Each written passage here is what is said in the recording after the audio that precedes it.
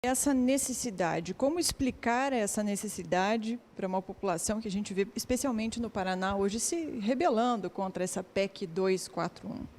Eu acho que há duas coisas. Primeiro, entender por que nós chegamos no ponto de precisar dela, que, como eu falava, vinha de uma série de erros no fundo de política econômica que foram tomados ao longo de um período grande.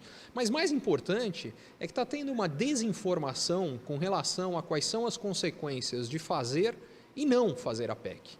As pessoas acham que fazer a PEC significa cortar gastos de educação e saúde. Em primeiro lugar, isso é uma mentira, porque o que a PEC determina é que os gastos do governo crescerão ano a ano, mas limitados os gastos totais pelo crescimento da inflação. Então, em primeiro lugar, é que os gastos não vão cair, eles vão crescer, mas eles vão crescer até a inflação.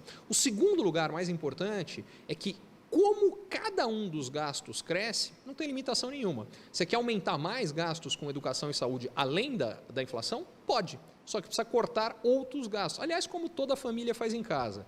E a parte mais importante, que é o que as pessoas não entendem, porque elas falam, poxa, Ricardo, mas precisa cortar por 20 anos? Cortar por 20 anos não significa que a PEC é dura, é o contrário. O que ela está fazendo é levando um ajuste que poderia ser feito já, ele está diluindo ao longo de 20 anos. Deixa eu ser um pouco mais específico. Se não houvesse... As pessoas falam, e por que não corta os juros? Em primeiro lugar, o que a PEC faz é criar condição para os juros caírem, porque o que a PEC faz, reduzindo os gastos do governo, é diminuir a necessidade de financiamento do governo. Uma das coisas que explica porque os juros no Brasil são tão grandes é que o governo tem que tomar muito dinheiro emprestado. O que significa que a procura por financiamento é grande, o custo do financiamento, que é a taxa de juros, acaba sendo alta. Sendo específico, o governo vai ter um déficit de 180 bilhões de reais nesse ano.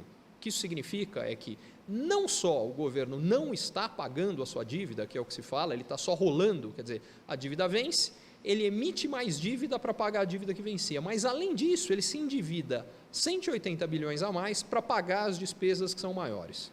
Com a PEC, o que acontece é que esse déficit de 180 bilhões vai cair gradualmente ano a ano, desde que a economia cresça, porque com isso as receitas vão crescer um pouco mais do que as despesas, o que deve acontecer ao longo do tempo.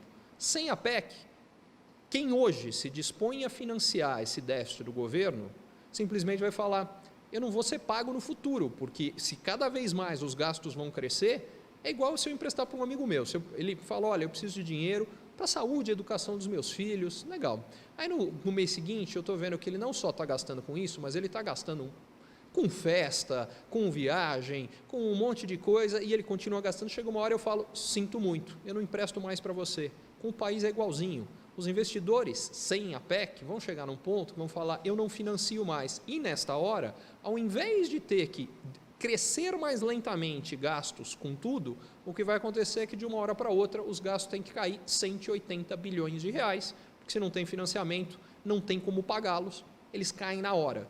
E aí sim, a gente vai cortar a saúde e a educação. Então, o que é engraçado é que as pessoas acham que a PEC vai levar a corte de gastos com a educação. Sem a PEC é que os gastos com saúde e educação vão ser cortados.